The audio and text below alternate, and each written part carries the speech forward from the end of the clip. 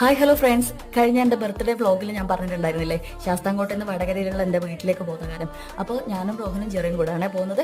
അപ്പോൾ ഞങ്ങളെ യാത്ര അയക്കാൻ വേണ്ടിയിട്ട് ഏട്ടൻ്റെ ബ്രദറും സിസ്റ്ററും പിന്നെ സിസ്റ്ററിൻ്റെ മക്കളും കൂടെ ആയിരുന്നു റെയിൽവേ സ്റ്റേഷനിൽ വന്നിട്ടുണ്ടായിരുന്നു കേട്ടോ. ഇപ്പം ഞാൻ എൻ്റെ വീട്ടിലേക്ക് പോകാനുള്ള മെയിൻ റീസൺ എന്താണെന്ന് വെച്ചാൽ, ഒന്ന് എൻ്റെ ജിച്ചേച്ചിയും ഫാമിലി സൗദിയിൽ നിന്ന് നാട്ടിലേക്ക് വരുന്നുണ്ടായിരുന്നു. രണ്ട്, കഴിഞ്ഞ കർക്കിടക മാസത്തിൽ ഞാൻ നിങ്ങളടുത്ത് പറഞ്ഞിട്ടുണ്ടായിരുന്നില്ലേ കർക്കിടക മാസത്തിൽ ഉണ്ടാക്കുന്ന പൊടി എൻ്റെ അമ്മയും അമ്മമ്മയും ഉരളിൽ ഇടിച്ചുണ്ടാക്കുന്ന വീഡിയോ ഞാൻ കാണിച്ചു തരുന്നത്. അപ്പോൾ അതിനൊക്കെയാണ് ഇപ്പോൾ വീട്ടിലേക്ക് പോകുന്നത്.